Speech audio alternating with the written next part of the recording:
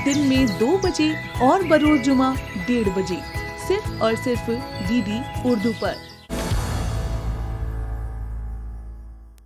मुश्किलें दुनिया में सबको करती है तंग, जीत जाते हैं वही लोग, हौसला होता है जिनके संग। जी हाँ, हिम्मत और हौसला अगर हमारी ज़िंदगी में शामिल है तो हम ज़िंदगी में क्या कुछ नहीं कर सकते।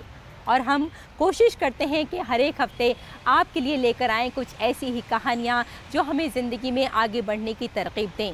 कुछ ऐसी कहानियाँ हम आपको दिखाएं जो हमें ये सिखाएं कि ज़िंदगी में दूसरों के लिए कुछ करना कितना अहम होता है और वाकई यही इंसानियत की मिसाल भी कायम होती है।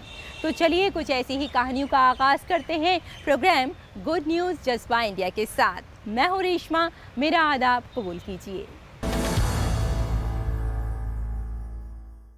दोस्तों, गायें, बकरियां, भैंसें जिनसे हमें दूध मिलता है, यानी ये कहा जा सकता है कि हमारी ज़िंदगी के लिए ये सारी ही चीज़ें, सारे ही जानवर कितने ज़रूरी हो जाते हैं। लेकिन कई बार ये मासूम बेज़ुबान जानवर बीमार हो जाते हैं और हमें इसका अंदाज़ा ही नहीं हो पाता। इसीलिए एक ऐसा डिवाइस बनाया गया है जो अगर गाय के गले में डाल दिया जाए तो जब वो बीमार होती हैं या फिर बीमारी की जो अलामात होती हैं उसका अंदाज़ा पहले से लगाया जा सकता है। यानी ये कहा जा सकता है कि जो मवेशी पालते हैं उनके लिए ये एक तोहफे से कम नहीं है और जानवरों के लिए तो है ही कमाल की बात। तो चलिए आपको दिखाते हैं कि ये डिवाइस किस तरह से काम करता है।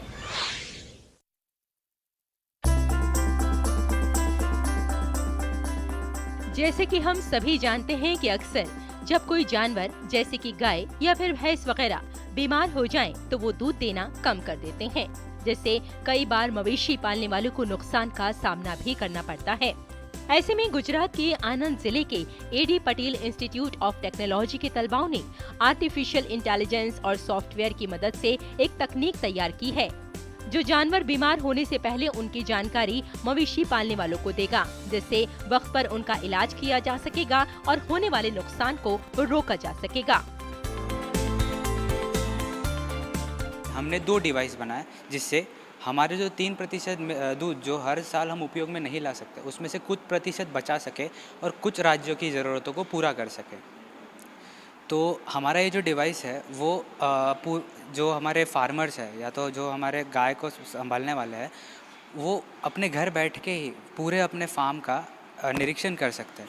जैसे कि अगर उनको जानना है कि अब मेरे गाय का ईस्ट्रेस साइकिल स्टार्ट हो गया तो उनके फ़ोन में ही नोटिफिकेशन आ जाएगा या उनको संकेत मिल जाएगा कि अब मेरे गाय का ईस्ट्रेस साइकिल स्टार्ट हो गया है। या तो अगर मेरी गाय को मैस्टाइटिस होना स्टार्ट हो गया तो वो घर बैठे बैठे ही पता लगा सकता है।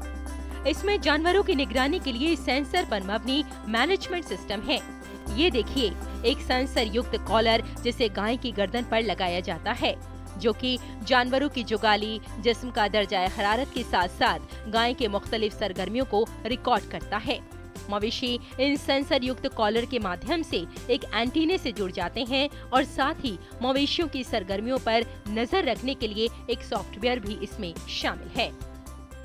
ये जो मैस्टाइटिस और ईस्ट्रेस साइकिल डिटेक्शन करने के जो साधन हैं जो भी मार्केट में अवेलेबल है, जिसकी कीमत करीबन 1 से लेकर 1.5 लाख जितनी है, तो उतना सामान्य आदमी इतना अफोर्ड नहीं कर सकता है। तो हमने वो चीज़ को ध्यान में रखते हुए काफ़ी ज़्यादा कम कीमत में 2 डिवाइस बनाया है। एक तो जो मैस्टाइटिस डिटेक्ट कर सकता है और दूसरा एक ईस्ट्रेस साइकिल डिटेक्शन कर सकता है। इससे ये डिवाइस हर तरह के किसान उपयोग में ले सकते हैं और साथ में हमारा मेक इन इंडिया जो हमारे मोदी जी का मेन उद्देश्य है उसको भी हमने इसमें आगे बढ़ाया है और हर लोगों को ये उपयोग हो सके, ये हमने ध्यान में रखते हुए इसको हमने बनाया है। इस डिवाइस की मदद से गाय के दूध के सैंपल से मैस्टाइटिस बीमारी का पता भी लगाया जा सकेगा। इलेक्ट्रिकल कंडक्टिविटी की मदद से मवेशियों की सरगर्मी की बुनियाद पर पशुओं की गर्मी में आने की सटीक जानकारी या फिर पशुओं की बीमार होने की जानकारी मवेशी मालिक को बीमारी के अलामात जाहिर होने से पहले ही मिल सकेगी, जिससे मवेशी मालिकों को जानवरों की अफजाइश और फिर उनके इंतजाम में मदद होगी। Bureau report, DD news. दोस्तों, एक ज़माना था जब किसानों को अपनी खेती के लिए बेपनाह वक्त दरकार होता था। जी हाँ, खेती को कब पानी देना है या फिर कब दवाओं का छिड़काव करना है, या फिर कहीं कहीं ऐसा तो नहीं कि खेती सूख रही है या उसके लिए उन्हें क्या इक़दाम करना है। लेकिन अगर हम आज की बात करें तो आज साइंसी तरीके से खेती की जाती है। किसानों को जहाँ इसका फ़ायदा हो रहा है वहीं खेती भी बहुत फलती फूलती है। और ख़ास बात यह है कि आजकल किसान ड्रोन का भी इस्तेमाल कर रहे हैं, जिससे उन्हें खेती करने में काफ़ी आसानी हो रही है। कैसे करते हैं ज़राअत का काम ड्रोन के ज़रिए या फिर साइंसी तरीके से, आइए जान लेते हैं।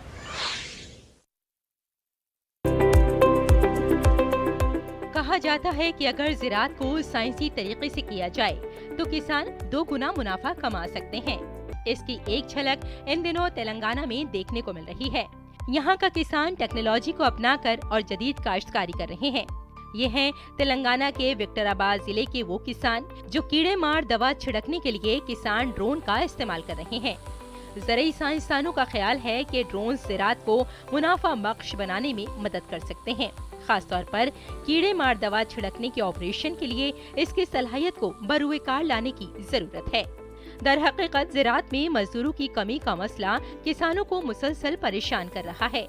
किसानों को बाज़ औक़ात फसलों पर कीड़े मार दवाएं छिड़कने के लिए अफरादी क़ुव्वत हासिल करना मुश्किल हो जाता है, जिससे फसल की पैदावार मुतासिर होती है।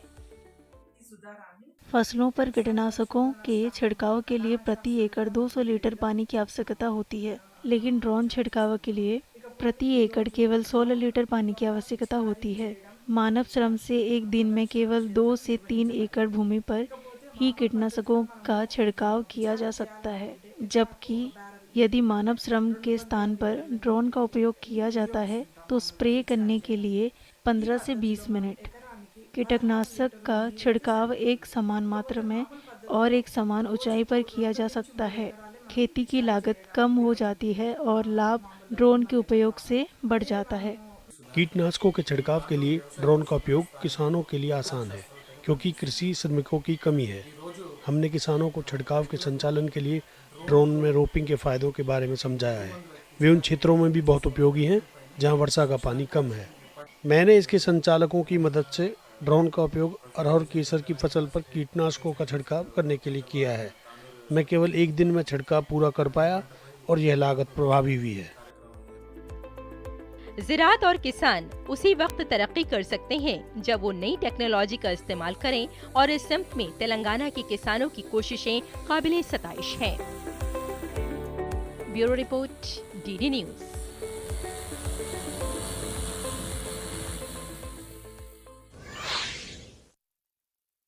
आप देख रहे हैं गुड न्यूज़ जज्बा इंडिया का।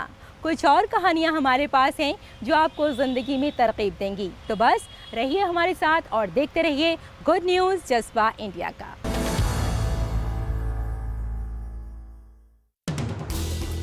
हर दिन हर पल बनती खबरें, बदलती दुनिया, हम लेकर आते हैं आपके लिए बड़ी खबरें, संपूर्ण कवरेज, ताकि आप रहें खबरों के बीच हमारे साथ। मिड डे प्राइम हिंदी सोमवार से शुक्रवार दोपहर 1 बजे सिर्फ डीडी न्यूज़ पर।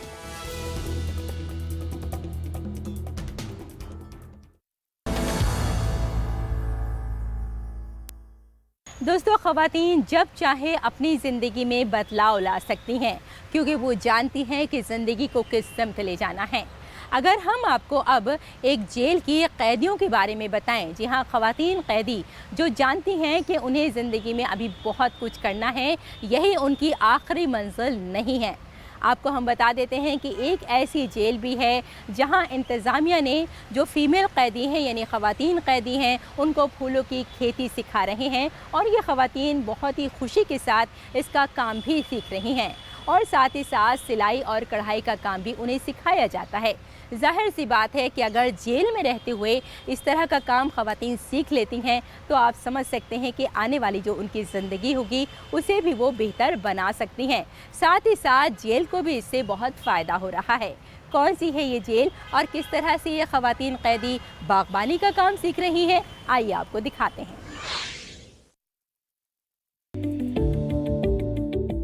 नवादा मंडल कारागार नए जेल मैनुअल के तहत जेल रिफॉर्म होम में खवातीन कैदियों को खुद कफील बनाने की सिमत में काम कर रहा है, जहां खवातीन कैदियों को फूलों की बागबानी करने की तरकीब दी गई है। इसके साथ ही वो उन्हें सिलाई और कढ़ाई की तरबियत देकर खुद इन्हिसार बनाने की तरकीब दे रहे हैं। आके हम लोग सब ट्रेनिंग किए हैं यहाँ पे और हम लोग को सर्टिफिकेट भी मिला है और यहाँ पे वो फूल वूल का हम लोग ये किए हैं। अच्छा लगता है, बहुत अच्छा लगता है, माला वाला बनाते हैं। एक और खातून कैदी बताती हैं कि जेल की इन कोशिशों से उनका वक्त अच्छा गुजरता है और मुस्तकबिल में खुद इन्हिसारी के लिए वो काम करना चाहती हैं। अच्छा लगता है। कैसा माहौल बना हुआ है जेल का? बहुत अच्छा माहौल बना हुआ है। जेल सुपरिंटेंडेंट अजीत कुमार का कहना है कि कैदियों का डिप्रेशन में जाना एक आम अमल है। कारा प्रशासन का एक दूसरा लाभ इससे ये हो रहा है कि हम लोगों ने नियमित रूप से 3-4 दिनों के अंतराल पर जो फूल का विकास हो रहा है उसको तोड़कर। उनका कहना है कि बागबानी की काश्त से न सिर्फ खवातीन कैदियों को डिप्रेशन से निजात मिल रही है, बल्कि नवादा मंडल जेल भी माली तौर पर काबिल हो रही है, जिससे हम लोग आर्थिक रूप से भी कुछ धन अर्जन कर सकते हैं कारा के लिए। तो कारा को आत्मनिर्भर बनाने में यह हमारा बहुत ही छोटा लेकिन पहला प्रथम प्रयास है और निश्चित रूप से इसमें हम आगे बढ़ते जाएंगे और कारा को आत्मनिर्भर बनाने में ये बहुत अधिक सहायक होगा। ये वाज़ेह है कि जेल का नया दस्तूर खवातीन कैदियों को न सिर्फ एतमाद के साथ आगे की जिंदगी गुजारने की तरकीब देता है, बल्कि उन्हें हुनर सिखाकर खुद इन्हिसार भी बना रहा है। Bureau report, DD news. और आइए अब मिलते हैं पूजा ओझा से, जो पैरा कैनोइंग के शोबे में एक बड़ा नाम बन चुकी हैं और उन्होंने बता दिया है कि ज़िंदगी में चाहे कितनी भी मुश्किल क्यों ना आए, अगर हमारे अंदर हिम्मत है, हमारे अंदर हौसला है, तो कोई भी परेशानी परेशान नहीं कर सकती और इंसान ज़िंदगी में आगे बढ़ सकता है, बहुत कुछ कर सकता है। तो चलिए पूजा ओझा से मिलते हैं और उनकी ज़िंदगी के चंद पहलुओं पर रोशनी डालते हैं।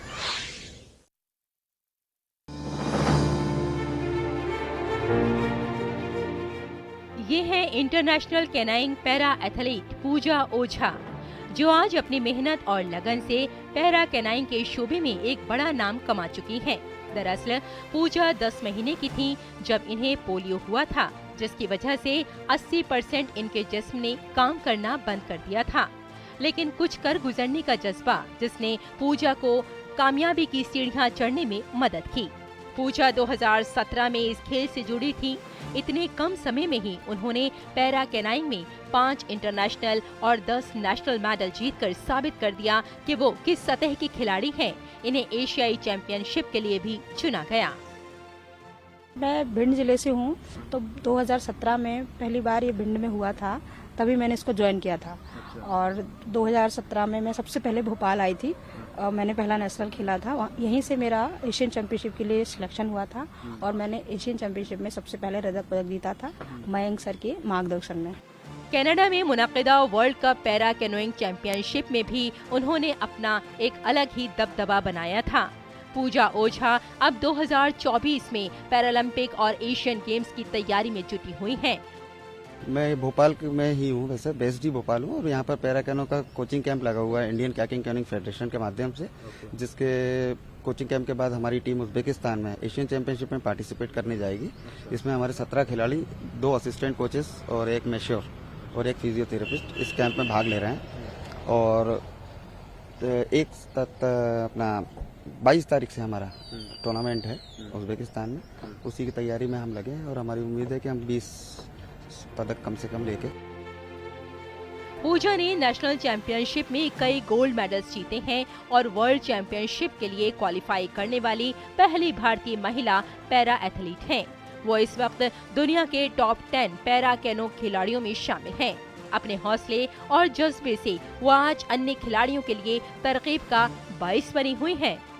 Bureau report, DD news.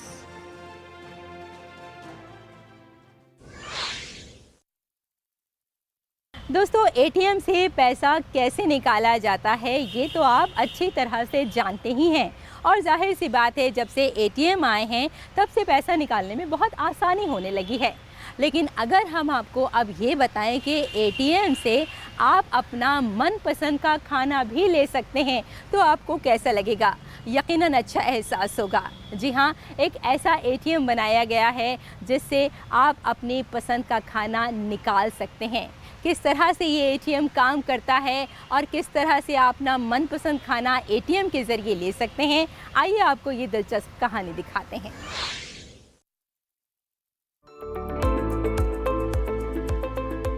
BVK यानी बाई वीतु कल्याणम एक ऐसा आउटलेट जहां एटीएम से खाना निकलता है। जी हाँ, जायके के शौकीनों के बीच ये एटीएम बहुत तेजी से मशहूर हो रहा है।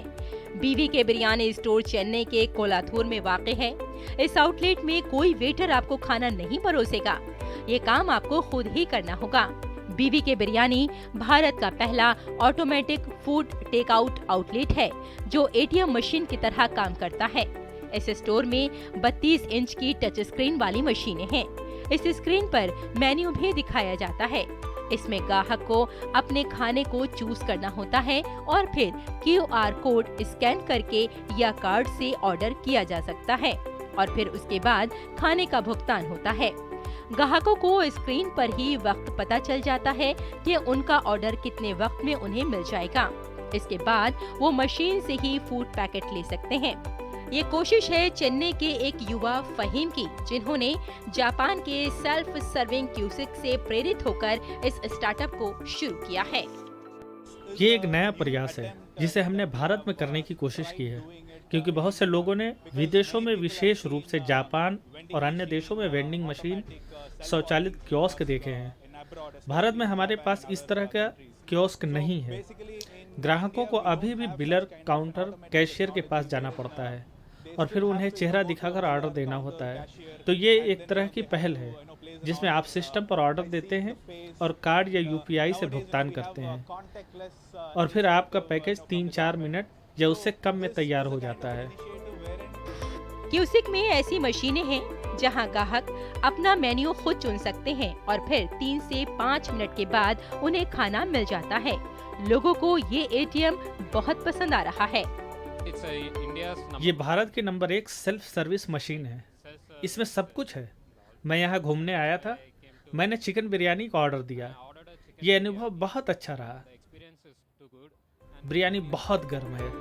हमारा मुल्क डिजिटल हो रहा है तो खाने के शौकीनों के लिए भी एक नया आइडिया सामने आ रहा है। अब ग्राहक बहुत आसानी से अपनी भूख मिटा सकते हैं और साथ ही साथ उनके सामने एक नई मशीन भी खड़ी है जो उन्हें एक नया तजुर्बा दे रही है। Bureau report, DD news.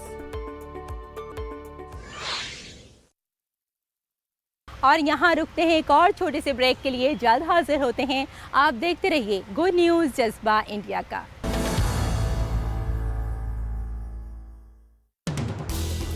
हर दिन हर पल बनती खबरें, बदलती दुनिया, हम लेकर आते हैं आपके लिए बड़ी खबरें, संपूर्ण कवरेज, ताकि आप रहें खबरों के बीच हमारे साथ। मिड डे प्राइम हिंदी सोमवार से शुक्रवार दोपहर 1 बजे सिर्फ DD न्यूज़ पर।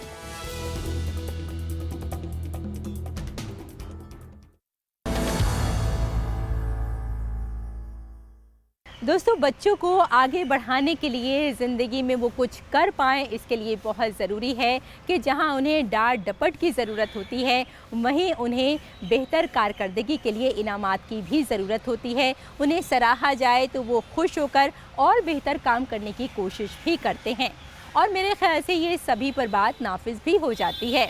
अगर हम यहाँ बच्चों की ही बात को आगे बढ़ाएं तो अब आपको हम एक ऐसे स्कूल में लिए चलते हैं जहाँ एक ऐसे टीचर मौजूद हैं जो बच्चों को फर्स्ट, सेकंड या थर्ड आने पर साइकिल तोहफे में देती हैं। जी हाँ, एक गांव की कहानी है और शायद साइकिल इसलिए दी जाती है कि बच्चों को कहीं स्कूल आने में देर ना हो जाए। अगर स्कूल दूर है तो वो साइकिल का इस्तेमाल कर सकते हैं और साइकिल से स्कूल आकर अपनी तालीम को आगे बढ़ा सकते हैं।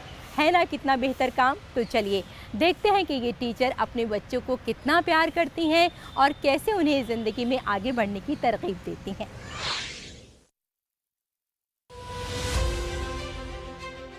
ये भदोही ज़िले के औराई ब्लॉक का पोर्नोहरी प्राइमरी स्कूल है। जी हाँ, ये छोटे बच्चे मिड डे मील के साथ इधर उधर जा रहे हैं। इसी स्कूल की ये टीचर सरिता बर्नवाल हैं। जिस शिद्दत से वो बच्चों को सिखाती हैं, इसी शिद्दत से वो उन्हें योगा की मशक भी करवाती हैं। ये स्कूल मरकजी बाजार से तकरीबन 3 किलोमीटर के फासले पर एक गांव में वाक़ है और ज्यादातर तलबा इसी गांव के हैं। जब इन बच्चों के नताइज आते हैं तो सरिता पहली, दूसरी और तीसरी पोजीशन हासिल करने वाले बच्चों को साइकिल देती हैं। उनका मानना है कि उन्हें मजीद पढ़ाई के लिए गांव से दूर जाना पड़ेगा।